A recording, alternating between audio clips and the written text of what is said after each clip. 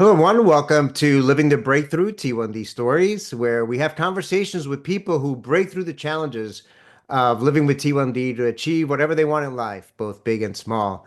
My name is Adrian Gonzalez, and I'm a board member with the Greater New England chapter of Breakthrough T1D. And my guest today is Julianne O'Connell, who is a clinical trial specialist at Beth Israel Deaconess Medical Center in Boston. And she is also the vice chair of events for the Breakthrough T1D Young Leadership Committee for the Greater New England chapter. Now, Julianne and I were at the Breakthrough T1D Community Summit in Boston recently. I was there recruiting new riders for the Breakthrough T1D rides, and she was there representing the Young Leadership Committee. And we started talking, and someone mentioned this program to her, and she asked, "How can I be on it?" And I said, "Consider yourself invited." And so here we are. So, Julianne, welcome to the program. I'm so excited. Thank you so much for having me, Adrian. Someone said, "Hey, he runs a podcast." And I think you saw my eyes go, "Oh." And you made it very easy. You were like, "Want to be on it?" And I was like, "Wow, I didn't even have to ask." And I was like, yes." Yeah, well, this is great. We always, the main goal of this program is really to get folks to kind of share their story, share their experience, and I know you've got, some great input, to share with us. So I really appreciate you, making the time to kind of share your story with us. So, well, let's get started. I mean, and we always get started the same way, which is at the beginning, right? And so let's start at the beginning of your T1D story. I mean, when did you get diagnosed with type 1 diabetes? What were some of the symptoms that either you or your parents noticed that led to the diagnosis? Yeah, it was not pretty remarkable on my end, unfortunately. So I was 14 months old. Very, very, very young. First kid too. So I give my parents major, major props for learning how to become new parents and then also then having to learn how to be new parents to a child with type 1 diabetes. It wasn't anything super remarkable from what I have heard stories told of and understood. I think a lot of people, start this now. We were at a regular primary care checkup and they saw some levels and they were like, you need to go to the hospital like now. High levels of glucose in the urine, high A1C, I think it was, high glucose levels, all of that. So shipped us off right to Children's, in Boston, which is actually right down the street from where I work. So I've been in the Longwood medical area in Boston for a really, really long time. And, very kind of just, I guess, earth shattering could probably be the only way that you can describe it. Apparently, I was so dehydrated, like none of the nurses could find a vein to start getting IV access and all of that stuff. And one doctor came in, his name was Dr. Alejandro, and according to my mother, came in with his white coat, found the vein, popped it in, patted me on the head, and walked. And they never saw him again. So I'm sure he was like, a resident or a fellow or something like that. But it really was just kind of something after that they had to then, adapt to it. Was Like there any history of it in your family, or were you the kind of the first one that yeah, in the family? zero history. And my grandfather is huge into, genealogy. We've tried to go back and look for medical records and things like that, but nothing that we ever would have thought would be there. There's always kind of type 2 and type 1. That's not the time or place, but even no history of type 2 diabetes. So zero kind of like indication in regards to it. So, it really just kind of came out of the blue. Grew up and then so then it was just grew up and adapted to it. A lot of life with it has just been trying to how do you adapt to it now that you've got this kind of like new normal that you need to go into. So not only do you have to you know potty train a child, you have to potty train a child with type 1 diabetes, and it's you have to send a child to preschool and socially interact, and now you got to do it with type 1 diabetes. We started on insulin vials and injections, always had a combination of, NPH, Humulin R, Humulin N. That was what we, and that was it. So, and they kind of did that and had to work with my doctors, and try and figure out the best course of it. dive that into elementary school. If I was ever high, I mean, and I think this is a great spot to shout out to elementary school nurses. That is a job that I can't even fathom. I adore my elementary school nurse. She was fantastic. She really understood, really tried to, let me be independent, but also like make sure I was still living and breathing at the end of the day, and then take care of an entire school of children as well. So, but I couldn't do any of those things myself. So that was kind of, once my parents, I feel like it was always kind of a, once we finally got into a routine, okay, well, now what are we going to do in school? Um, wasn't, old enough to do finger pricks by myself, wasn't old enough to give insulin injections by myself. So, was on a very strict snack schedule, very strict, like, to make sure that things would run normally. And mind you, this was before continuous glucose monitors. So we were running on, finger pricks. And God forbid if the blood sugar was high, the nurse was, all right, laps around the gym, go, give me 10, whether I felt like it or not.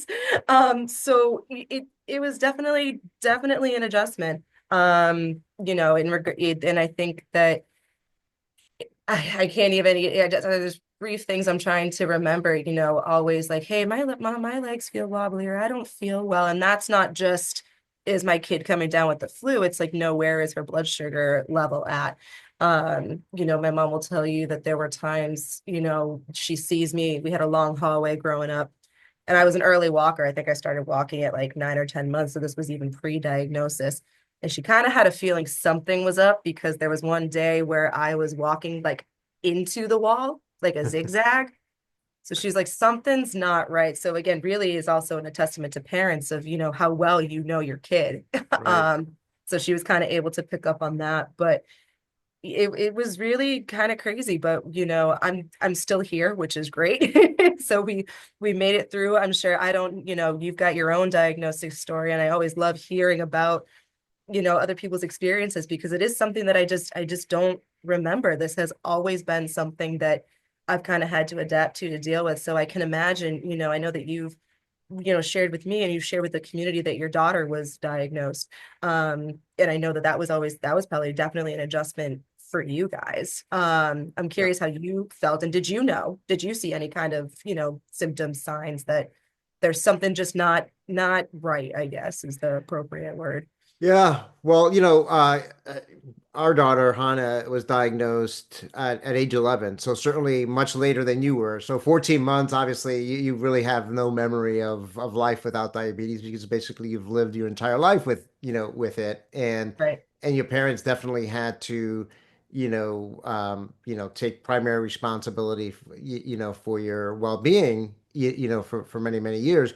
With Hannah at 11, and I totally resonate with what you said about, the school nurses. So she was just entering middle school at that point. And now she was old enough and she really wanted to take ownership of it. So she was able to, at age 11, you're kind of old enough now to, give yourself injections, or Right. keep track, or at least understand, where you need to be and so forth. But still, she needed to be in the school setting. She needed to be, supervised, and do this within the observation of the school nurse.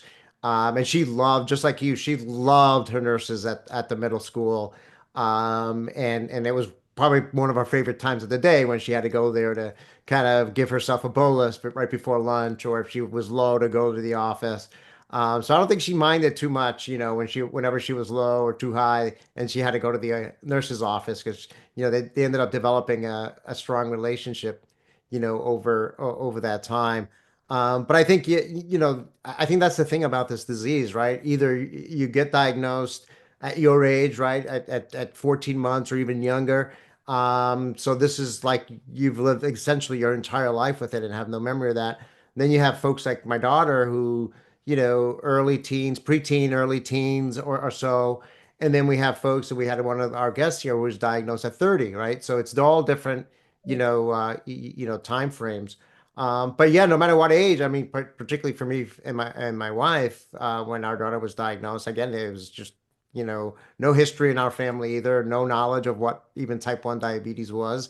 And, so we also had to go up, along with our daughter, go up the learning curve and understand what this all meant and what the new normal was going to be and so forth. So it is kind of at that first period, it's, those first few days and weeks, it's kind of earth shattering and, your whole world Absolutely, gets yeah. turned upside down. And then, over time, you recognize that, okay, no one wanted this to happen, but it's happened. And Right. now how are we going to react to it? How are we going to live and move forward with it? Yeah. Now you mentioned, which kind of brings me to my next question. I mean, you talked about how you kind of started out with the vials and the injections, and so when it comes to managing diabetes, I mean, there really is no one size fits all approach, right? I mean, some people Right. prefer to use injection pens or vials, while others still use an insulin pump. Some people prefer to use a glucose meter and continue to prick their fingers to test their blood glucose, while others use a continuous glucose monitor.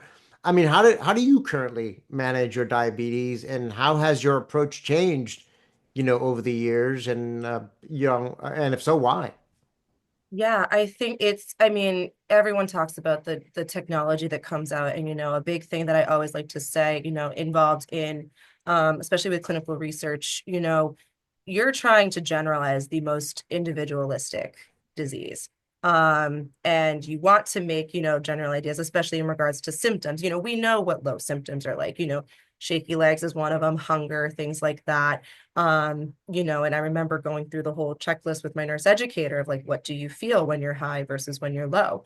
I currently use insulin pens. But I have been on almost every single range under the sun. So, started with the vials and the needles, kind of trying to gain that independence as, an 11-year-old, you're in middle school, you're way too cool for your parents and you're like, I'm in middle school now. So actually we did go on an insulin pump at that time because it was just, and I remember going through all of the teachings with that. I think I can't remember exactly what it was. It was so long ago, but yeah. And then weirdly enough, I think there's, a whole mental health component that I would love to talk about as we dive further into this.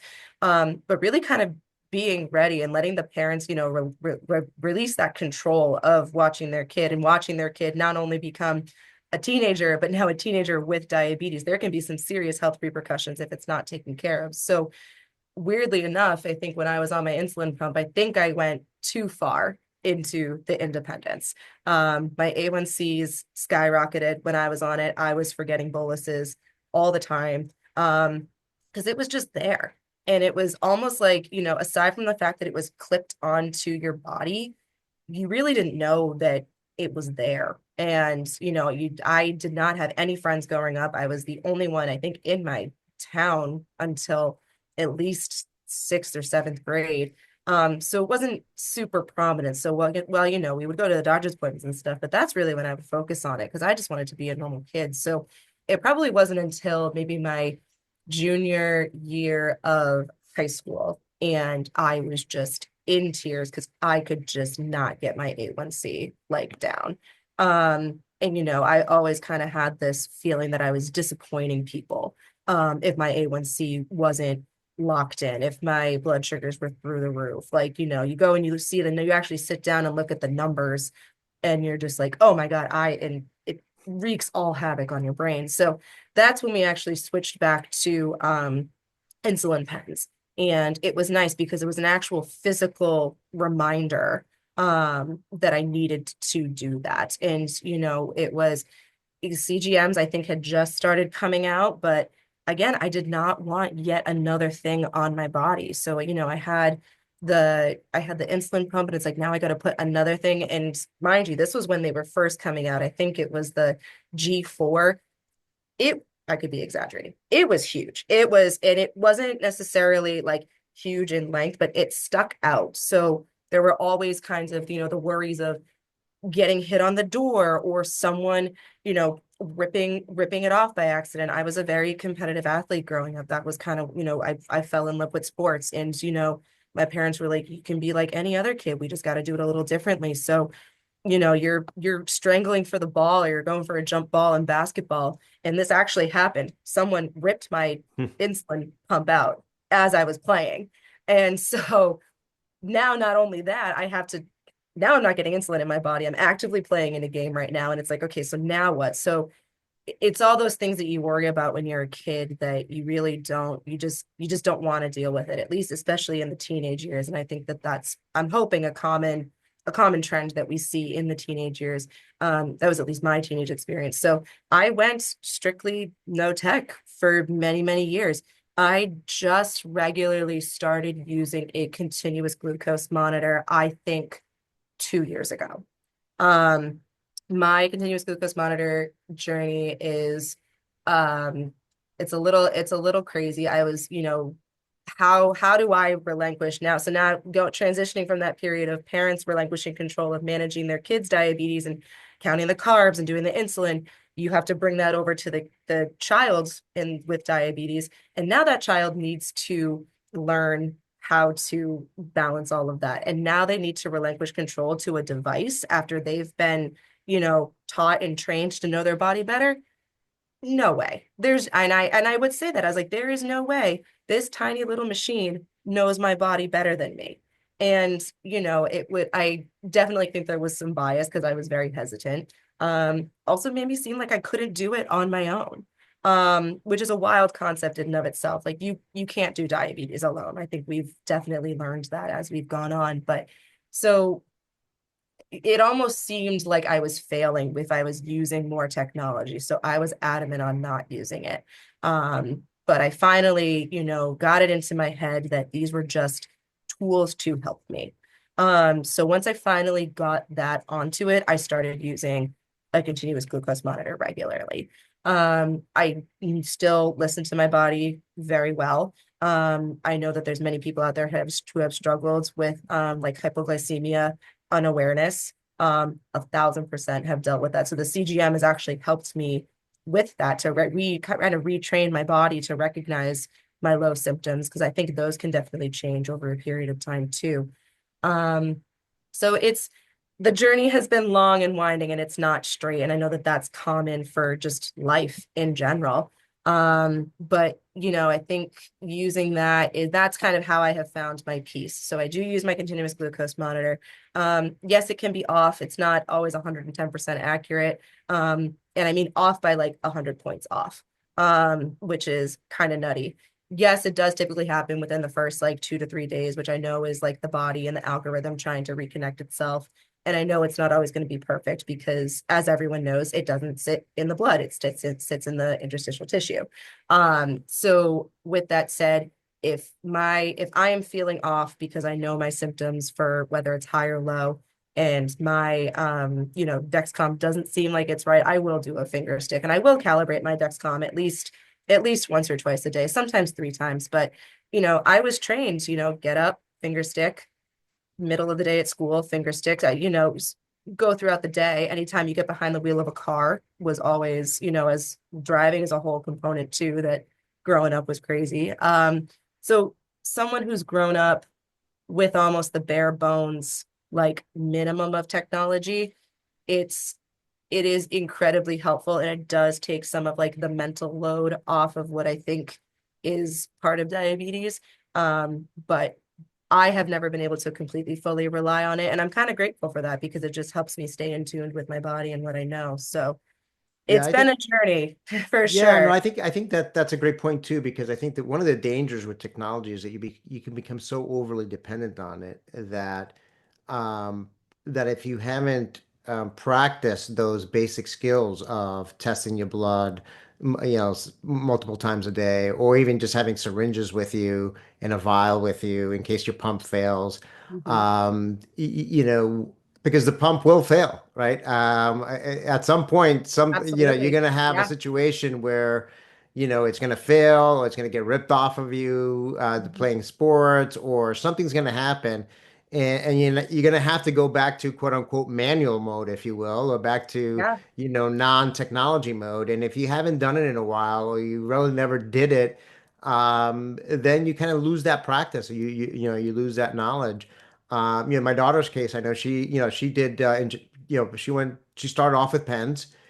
She was on that for a long time. She tried a continuous glucose monitor She did it for about a week. This was Mhm. going back many years. Hated it. Didn't think it was accurate at all.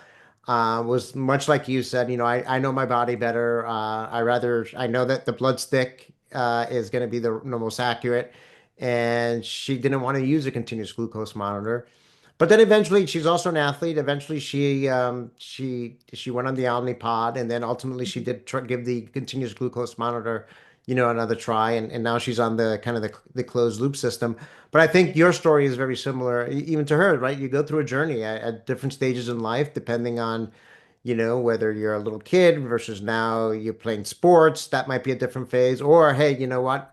Whatever you're doing is not quite working out, so in terms of managing your A1Cs as effectively as possible, or whatever it is. And so it might be time to switch it up and try that something different. Yeah, and I think that that's something that I definitely encourage, if there's ever parents listening and something like that, you don't have to stick with one thing all the time. It is okay to switch it up. I think it also look at your lifestyle. Look at, what does your kid like to do? If your kid, loves art and isn't super active, then a pump could be really good for them. If your kid is playing contact sports like lacrosse, rugby, football, like runners also have a huge different thing too. It all just depends on kind of, what is going to work for you. And I'm hoping that that can kind of be the overall takeaway, with our conversation that we have today is you have to do what is ultimately best for you and your family. And, because there's which is so great. There's so much information out there now. It's fantastic. Like the research that we've done in regards to lifestyles, diet, all those types of things. Like it's really great to see all of that, but you can almost get boggled down with it and you can get even more stressed out, I think, if you don't, take a step back and it's like what works for our family, what works for the kid too, the person living with type 1 diabetes as well. Um, I think I always carry my glucometer everywhere with me. I know that that's kind of always like my backup. I think that there's a lot of things that you kind of have to focus on too is, diet as well. And I think that that plays a huge part like into the technology because if you're eating like a very heavily carb diet, your blood sugar is just going to go up and down. And then you're giving even more injections that you may not need. You could be giving more insulin through the pump. There's all these different types of things that you can play into diabetes and play into effect. But, I think just trying to kind of see what is going to work best for you. And you can obviously ask your provider questions. I think a lot of people do try and because they've seen it work, right? They've seen the A1Cs go lower, especially with like the closed loop system. But if you've got someone who is like, no, like I need that physical reminder and they can still keep their A1C at a safe level, then that's what works for them. So it's Right. all dependent. There's really no right or wrong answer is the bottom line. Exactly, yeah. And then like you just said, what works today might be, what's the right solution today might be different, down the road. So Yeah. I'm gonna move switch topics here to something that you brought up before, and that's the mental health aspect of all this. I mean, so much of the focus of T1D is on the physical side of it, right? The immune system, the beta cells in the pancreas, blood glucose levels, A1C, as you were bringing on, we were just talking about, and so on. But, when you're living with, a chronic disease, especially one that you have to deal with, every day, right? Whether, whenever you eat, whenever you exercise or go away on a trip, et cetera. I mean, there's a mental health aspect, to it too. I mean, can you share, I mean, your experience or maybe some words of advice or lessons learned about the mental impacts of having type 1 diabetes? Oh, yeah, Adrian, how long do we have? No, I think yeah, I would like to think that it's changing. And this is, my personal experience, of course. So, growing up, it is no one ever wants to be the odd kid out, right? Everyone just wants to blend in, just wants to hang out. And, I think it's kind of but diabetes changes all of that. Um, when you have diabetes, you can't be that spontaneous person. Let's go to Mexico tomorrow. You can't. You need letters to get through customs. You need how much supplies do I need to bring? All of that stuff. I think it kind of falls into the, you know, plan for the worst, but hope for the best kind of a situation. At least for me, you really kind of have to plan like if everything goes to hell. Do I have a plan and am I going to keep myself safe? And so that for me was, juice boxes, like a pack of juice boxes, and always having a low snack in my bag. If I had multiple bags for multiple sports, making sure that there was something in there that I was going to eat in case it happened. Always meant doing, everyone does their, keys, phone, wallet. Well, mine is keys, phone, wallet, insulin. So there's always kind of making sure that you have enough of that and kind of always keeping in that mental component of like, okay, well, how many test strips do I have left? Like where are we stopping? Are we going to be like, what is, if you're going on a trip somewhere, um, school field trips, things like that. Like, okay, well, what food are they going to have? Like, if it's all carbs, like, okay, maybe I need to bring, another extra vial of insulin. Maybe I bring, a couple of other extra pods. Like, is my pod going to work? If it doesn't work, do I have so it's just, you can hear me already, right? How much mental toll that's going on. And that's just for one trip, let alone like in the course of a day. Right. And then if you're like me, like my wife and I, particularly me, I was always on top of my daughter. Well, do you have enough pods with you? Do you have enough insulin? Did you forget this? Did you bring that? Did so there could be a little bit of that as well. So it's not only you going through that mental stuff, but maybe your parents if you're on the younger side, right? Yeah, I mean, Following up on you or asking you all these questions about it too. I can, I know that there were times where my daughter would just say, stop, I've got it, yeah, I've already thought you about get this. very frustrated because again, it's that independence piece, right? You not only are now trying to, raise a teenager to think independently, but you're now trying to raise a teenager with type 1 diabetes. And unfortunately, that is the only way that I think that you can do it. But it's one of those things of just like feeling different, but different is good. And I would like to think that I think that has changed a little bit. I never was told no because of my diabetes. Sleepaway camp at 11 years old looked very different for people who didn't have diabetes. The nurse needed to make sure that not only I had my supplies, but that she had supplies. That meant that is something as simple as not being able to sleep on the top bunk. I couldn't sleep on the top bunk.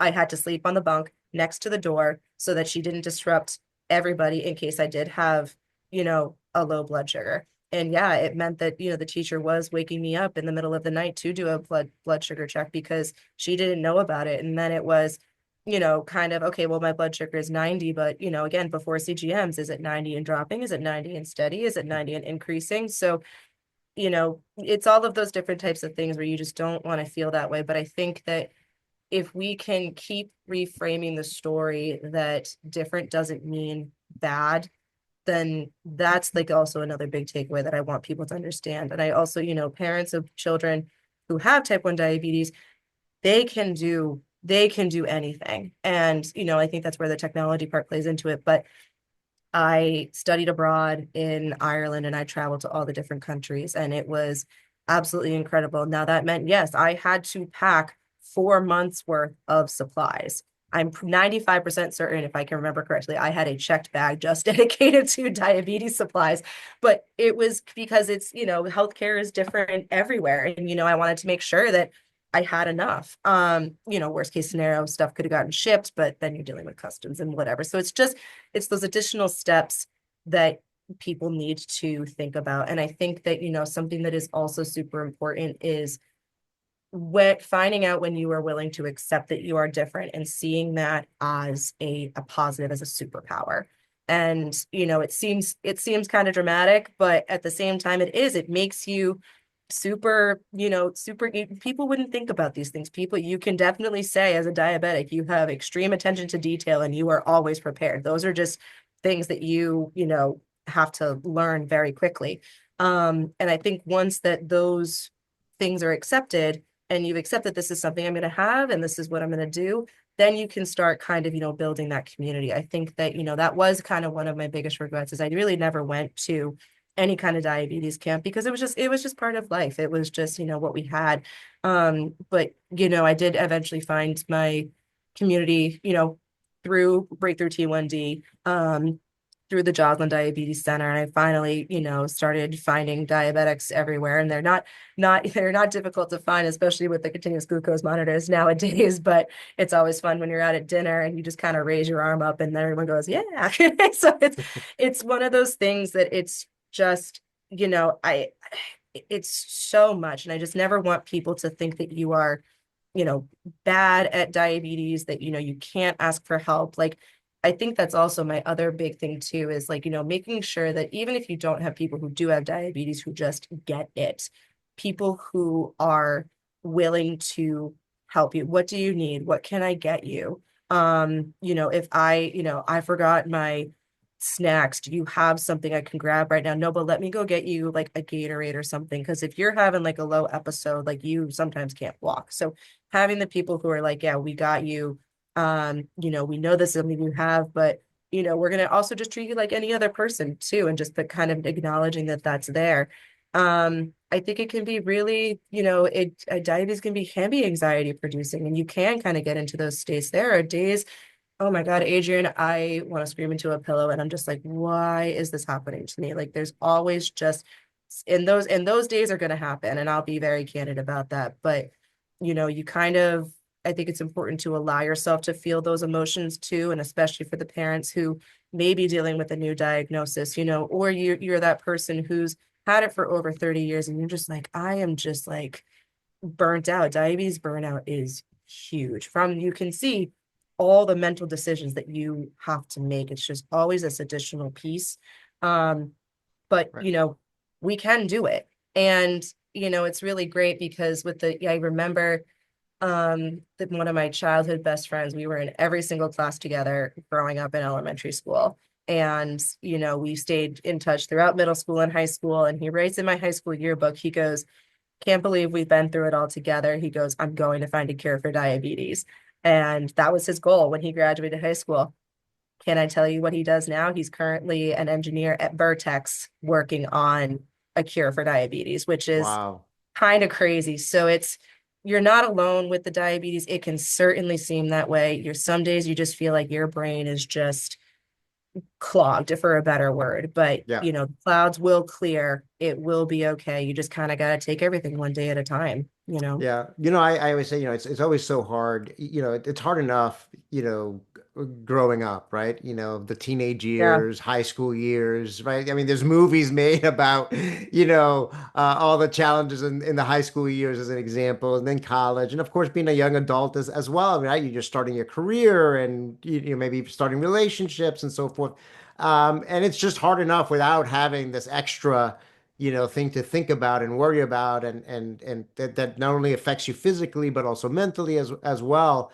But to your point, I mean, I think that you know how you um how you face it, how you react to it is very important. Number one, having that support structure, where whether it's friends. I know with my daughter, all her friends, they once she got diagnosed, they understood what it was. I mean, she taught them like, okay, this is what it is, and we wanted her friends to recognize the signs of if she was going low, so that they knew, to get her help in case she wasn't able to advocate for herself. But other than that, I mean, her friends didn't treat her any differently at all, which I think was great. They didn't view her as different. They included her in everything else. I think that's a lot of the fear, perhaps, that some kids might have, is that, hey, now maybe because of this, I might be treated differently, or maybe people might look at me, differently, and so forth. And Right. like you said, you don't want to stick out necessarily. You want to be just like everybody else. But I think in some ways, if you're able to turn it, I love the way you said it. If you're able to turn this into a superpower, and it sounds like you've done that. I know my daughter in many different ways has done that as well. I think it's very empowering, and very, I mean, getting the disease in itself is life changing, but being able to take that perspective is life changing as well. There's I know it sounds like we can jump to the next part, but they talk about people first language, right? And I think that that is super important. You are a person living with diabetes. You are not just a diabetic. You are, if you could rattle, I was an athlete, I'm a sister, I'm a daughter, I'm a friend, all these different, parts that you are, and you have all of these other qualities and things that you have to keep reminding yourself of that you are not just your disease. And, I think like I said, it can be very tough, but, it's one of those things where it does build that mental toughness. It does. You're kind of facing adversity almost every single day, especially, and not even that, you are adversing against yourself. This is, your body is like, hey, we're not going to cooperate today. Um, and I think that that's really difficult to try and be able to kind of grasp, but you keep putting one foot in front of the other, and you just, the acceptance journey, I think, is the most important part. And I wish I could say, like, when was the official moment that I finally accepted that I have diabetes? I don't think that there's, one distinct moment, but there are going to be days where you feel like you are at rock bottom, and you just kind of, I always tell I do it. I take a deep breath in and a deep breath out, and I go, all right, here we go, because I'm never going to let diabetes win. And Yep. when you kind of get into that headspace, you are letting it win. So, you are stronger, you are more than your disease, and you are stronger than your disease. And it's always, it's really great that, through these conversations that, you kind of go, you support and talk through, like, it is very therapeutic. You do feel heard, which I think is like the most important piece too. So, Yeah, I think what definitely. I've heard the most is, from folks, I mean, it really, we use the word resilient a lot these days, Yeah, but I think that's so true for folks. I mean, I see that in my own daughter. It just makes you a much more resilient, person because particularly if you've had this for a long time, you just become more accustomed to having to deal with setbacks, that's a deal really with good word. with Yeah, you do. disappointments and so forth, because you've had to do it all your life, right? Or you've had to do it all the Right. time with, Yeah. on a day-to-day basis. So you're better equipped to kind of handle some of these adversities that inevitably, come your way just in everyday life. Yeah. So I want to shift gears now and just, I mean, I mentioned early on during the introduction that you're involved with the Greater New England chapter of Breakthrough T1D, as I am, as the vice chair of events for the Young Leadership Committee. So for people who might be familiar with this committee, I mean, what's it all about? And, more broadly, I mean, what made you get involved with Breakthrough T1D? Totally. Yeah. So, Young Leadership Committee. So we, officially known as the YLC, for all young professionals, Greater New England, predominantly in the city of Boston. And we are, ages 23 to 40. If you are a working young professional, you can be in the YLC. And so, we form that sense of community. We do put on events where we can go and grab a coffee, or we can, again, 21 and up, we can go to a restaurant and grab a drink, and we can just say, I had the worst diabetes day today. It's like, oh, me too. And then we can share these stories, and it fosters that kind of, mental health piece where you do feel like you're not alone. We definitely are planning more events to kind of start fundraising to donate to Breakthrough T1D because of everything that it does. I really enough found out about this. I worked for the Joslin Diabetes Center doing clinical research for many, many years. And I think that it was kind of nice to come home to, but, sitting in the waiting room and I'm talking to this patient, and I was just telling her, I was like, dang, I really wish that there was a way to like get more involved, because I was 23 at the time and I had just moved into the city and I didn't really know a ton of people, because everyone's kind of figured, she goes, you should join the YLC, come meet us for a drink. And it was so great. It was awesome. And then, then the pandemic hit, and then everything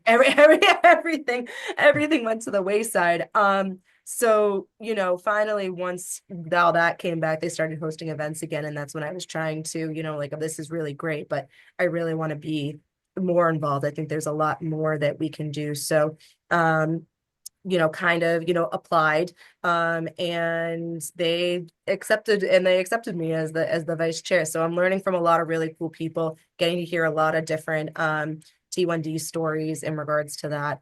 Shout out to our president, Ryan Stubbe, and our chair of events, Monica. They've been really great people for me to kind of learn from and work with. Obviously, Breakthrough had a name change a couple years ago. It was formerly, the Juvenile Diabetes Research Foundation, or JDRF. And, we, like many people, did the Walk to Cure Diabetes. That was kind of our one big thing for it. And my family was always there, always at the hatch shell, really developed a community of people who would donate to kind of like, work through with us, work through this with us. I'll mention that, my family consists of my mother, my dad, and I've got two younger siblings, actually, a brother and a sister. So they were always there, always supporting aunts, uncles, grandparents, whole 9 yards. Um, and so we were really involved in that for a very, very long time. And then, adolescence rolls around, your priorities change, which is totally fine. We've talked about that, but once you kind of get into that college phase and that young adult phase and you kind of go through that acceptance piece, you're like, all right, kind of as like a thank you to the parents and to the people who have been with me on this journey for so long. What can I start doing now? Now that ownership that we talked about kind of comes back in. Like, okay, there's all these people who have been fighting for me for so long and advocating all this stuff. What can I do? And so, I really had heard about the YLC. The pandemic came.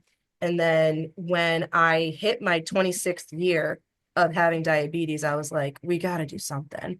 I was like, this is so Boston Marathon rolls around, of course, every year on the same day. And so I kind of jumped back into it. I applied to be on the marathon team for JDRF. And it was great. I got to run, for JDRF to, all the money to give back to the organization that has been through with me for so long. And that was really kind of how I got to know many of the people back in through Breakthrough. And I think this is probably just the craziest thing that I can think of was on Marathon Monday, it was exactly 26 years and 2 months to the day of when I had been diagnosed. Wow.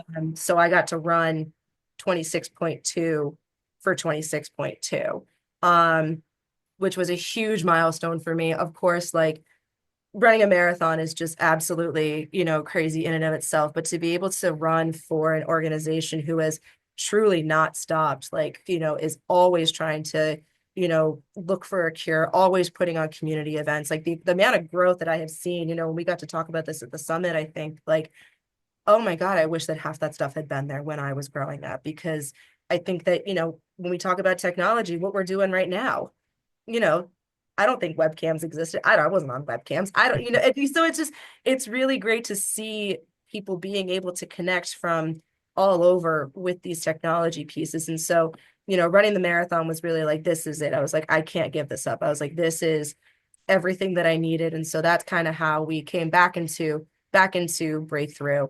The people that I met on my team were phenomenal. Many of them have, friends and family on the board. And so, we are always looking for new members. Happy to, share any kind of information about that. If people want to join, whoever's listening in.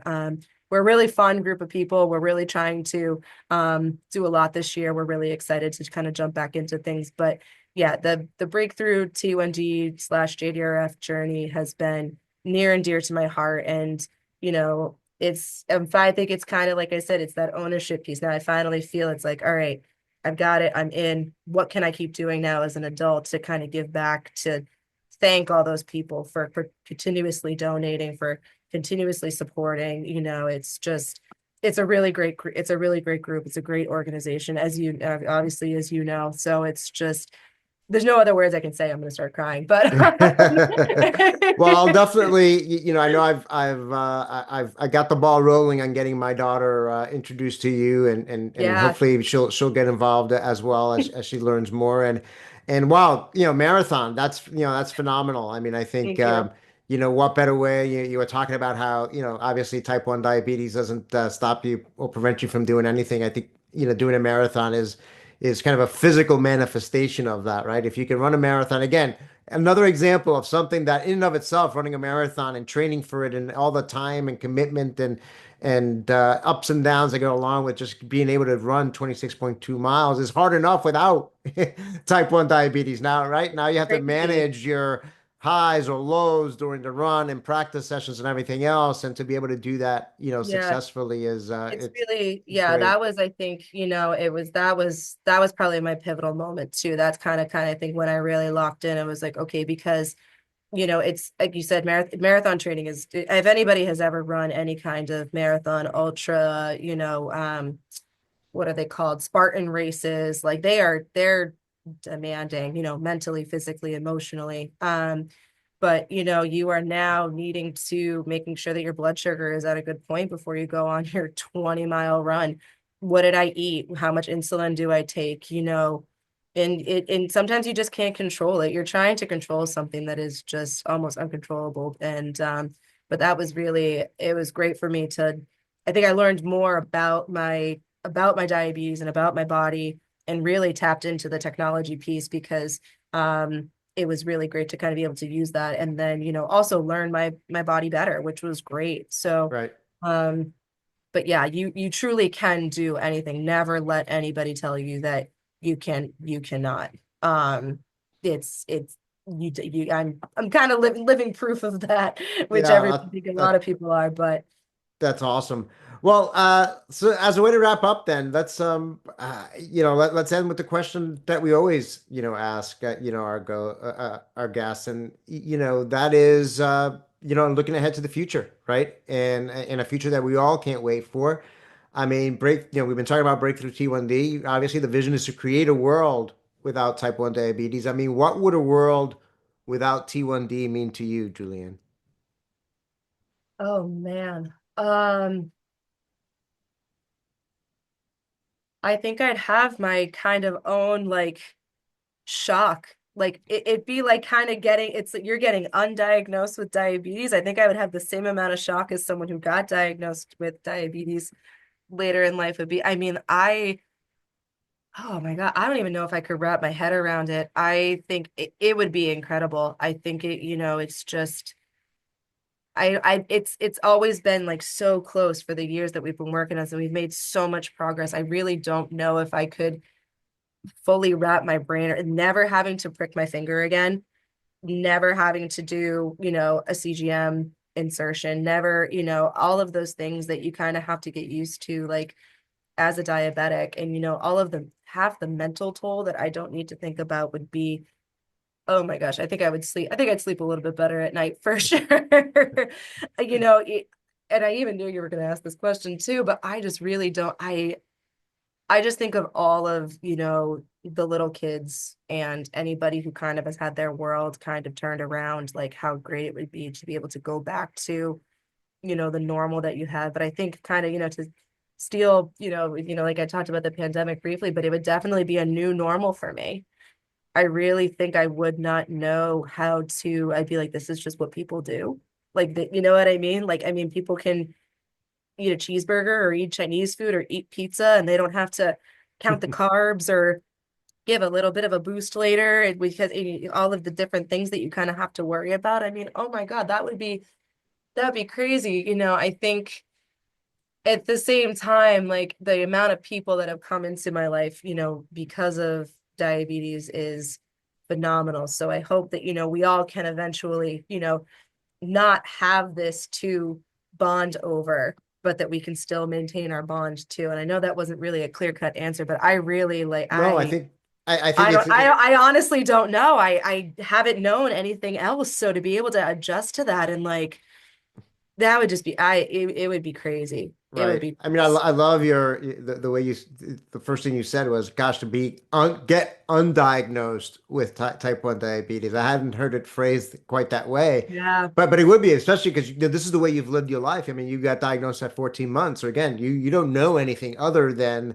Yeah. this, right? So Yeah. it would be, for you, it will be as the equivalent or parallel to someone who's got diagnosed with type 1 diabetes at age 30, right? Now they have to change everything, right? And then they've been doing, all their lives. And it'll be Right. the same with you, but in reverse, right? Now it's like you don't Yeah. have to do all this other stuff that we've been, talking about this episode. But I think everyone would agree that, it would certainly be a phenomenal day, for all of us. And hopefully, my hope is that it'll happen in my lifetime for you, for my daughter, for everyone who's living with this disease. Yeah. And you're right, we're making some great progress, and that progress is accelerating. I know people have been, I know I speak to a lot of folks that have been living with the disease for 30, 40, 50, 60 years, right? And they said, Yeah. when I first got diagnosed, people would say, oh, there's going to be a cure, sometime, in the not too distant future. And they've been waiting decades and it's still not here.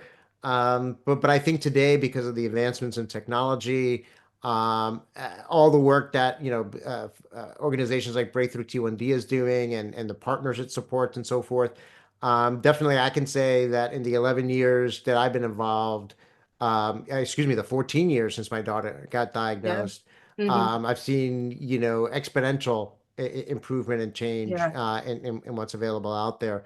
Yeah. Um, but Julianne, I mean, I think we could probably, talk for hours and You hours, could talk but for hours, yes, but it's thank you very much for making the time to be with us today and for sharing your story. So you've done a marathon. I mean, if you want, we can continue this conversation at Cape Cod during the Breakthrough T1D ride this September. I mean, what do you Oh think? no.